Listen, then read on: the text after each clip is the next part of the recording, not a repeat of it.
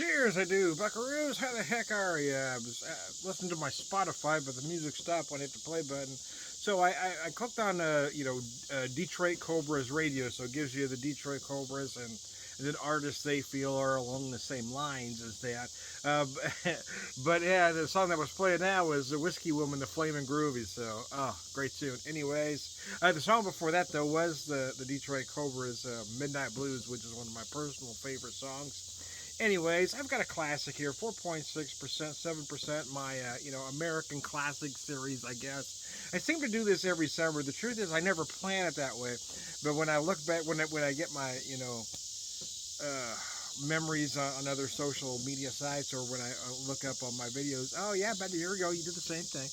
And I think it's probably the heat, but yeah, every once in a while, I kind of get nostalgic.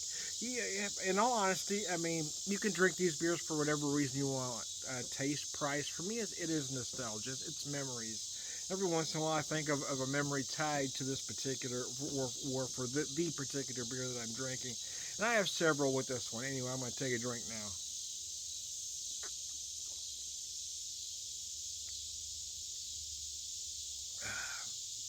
That was almost a guzzle. Anyways, sip, drink, guzzle, chug. Anyway, so my dad was always an Olympia drinker. Of course, you know what became Olympia isn't what he drank back then, but that's a story for another day. Dad was an Olympia drinker. That's what he, always kept at the house, and he wouldn't mind other beers coming in and out. Especially, we had a beer fridge out in the garage. If you wanted to bring stuff in, that's fine. The only beer he wouldn't allow was Coors, because the Coors was non-union. It was scab beer. They also had very racist practices. But again, that's a story for another day. Again, this is an opinion, folks. This is all out there as fact, and you can look it up if you like. It cracks me up when people want to deny. Well, they weren't, Tom. Oh, no, they were. They probably still are. But anyway, again, that's a story for another day. No, but the Miller High Life. So my brother-in-law and his brothers tended to drink Miller High Life. So before he became my brother-in-law, uh, they would always bring this up to the house. And my brother-in-law's brother always seemed to come to the house. I never really thought about it as being odd at the time, but looking back, it was kind of odd, I guess. It's one thing he wouldn't come over to see his brother wasn't there. He would just come by the house, see my dad, because dad just had that thing. People just gravitated towards dad. I think he was missing that kind of fatherly relationship, because their dad was a little bit different. But yeah, so I think he kind of enjoyed coming over and having a few beers with dad. Sorry about that. I hate when I do that, but I apologize.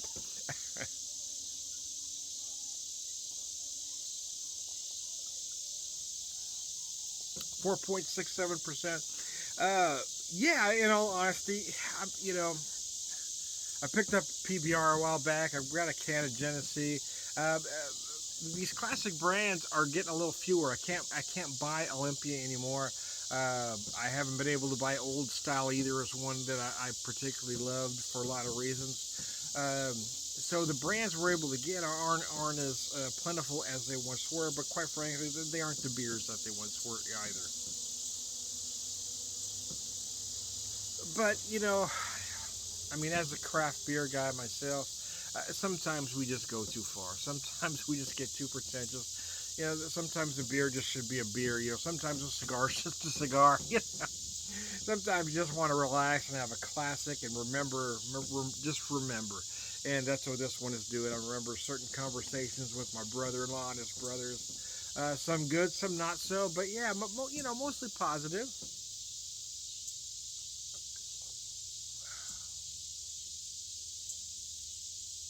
We were brought up to be independent people and have an opinion and be strong-willed. Uh, but then I think maybe Dad kind of regretted that at some point when we didn't share exactly the same opinions. But he did always, he never discouraged us from speaking our mind, but it wasn't about being respectful. So anytime I got a little disrespectful, he'd say, okay, you can say what you want to say, but if you're talking to somebody older than you, you need to find a way to say it with respect. So I've kind of tried to refine that as a younger person, and then now as an older person, I tend to give younger folks a little bit of rope. I'm going to cut you a little bit of slack until you go too far, then I'm going to let you know.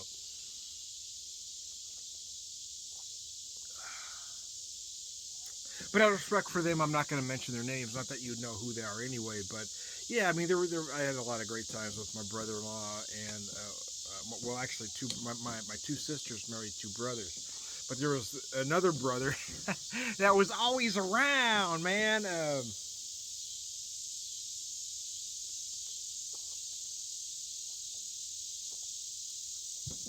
The funny thing is, though, as you get older, sometimes you realize that you just don't have anything in common with certain folks, and that kind of happened with, again, my brother-in-law and his brothers. But again, I just have those memories tied to this beer with them. So there you go. And I'm going to be back with another one.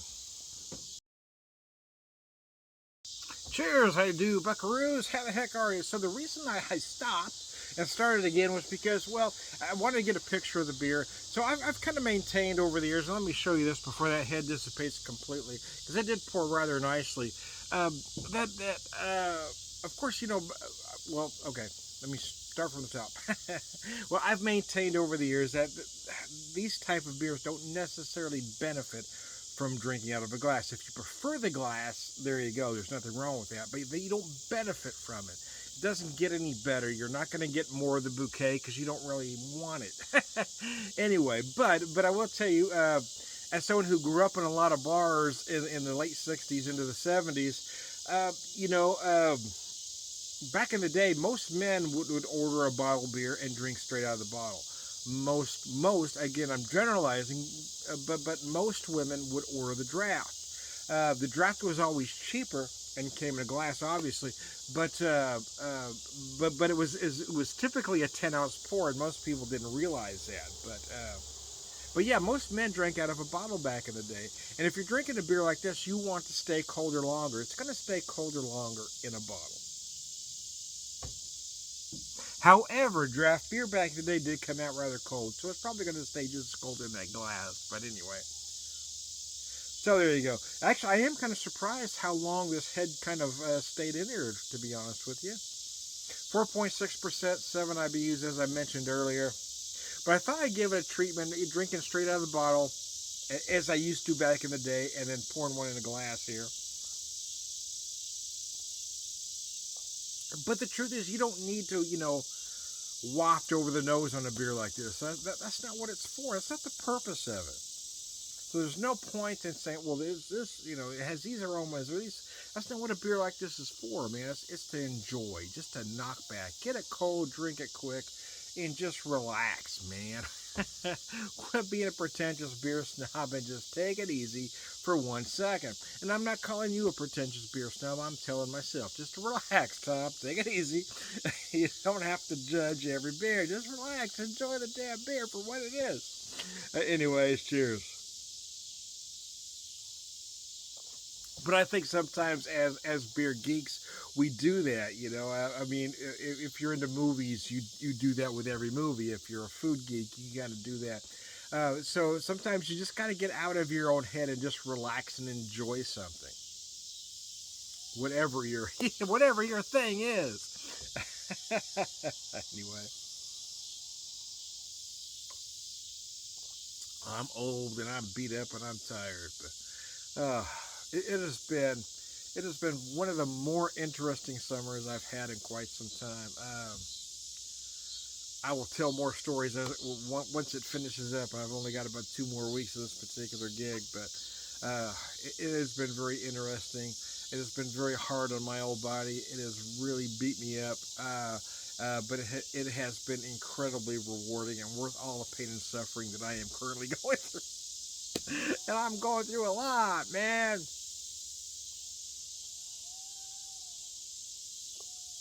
But I was talking about my brother-in-laws earlier. That's my kind of tie to this beer. Is my brother-in-law and one of his brothers that always drank the Miller High Life. It would always come by the house. They were interesting folks. My brother-in-law, well, there's 2 brother-in-laws. One of them has passed away, so I'm not going to refer to him. But the one brother-in-law. Yeah, but he was always pretty good about even when I was a teenager, kind of treating me more like an adult, and I kind of appreciated that as a teenager. But I appreciate it more now that I'm an adult, realizing how he treated me back then, because he didn't necessarily treat me like you know like the brother-in-law, right? Or like the kid, he would get pissed at me. He would be nice to me. I mean, it was one of the, so, but he treated me just like he would have, if I said something stupid, he would let me know I said something stupid. And at 14, 15, you're going to say stupid shit because that's what you do. So, at the time, I remember being mad at him at certain points and really liking him at certain points. But now, looking back at everything, I kind of appreciated the way he handled me at different stages. There was one time when him and my sister were having an argument, and I happened to be there, and we were all drinking, of course. And she started crying, and being the younger brother that I was, I got defensive, and I got up out of my chair, and we got about nose to nose.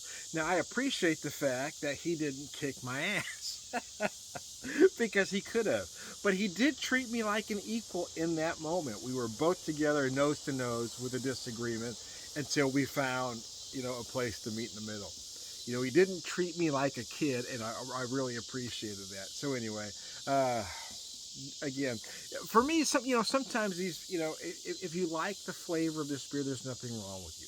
If if this is the beer of choice for you, if you buy it because of the price or the flavor, there's nothing wrong with that. But for me, in all honesty, it is a nostalgia. Sometimes I just want to revisit those memories, and they're easy to reach. You have this lightning rod, I guess, to connect you to those memories. So there you go. I am Tom the Beer Whisperer, beer evangelist, prolific beer drinker, purveyor of wisdom man.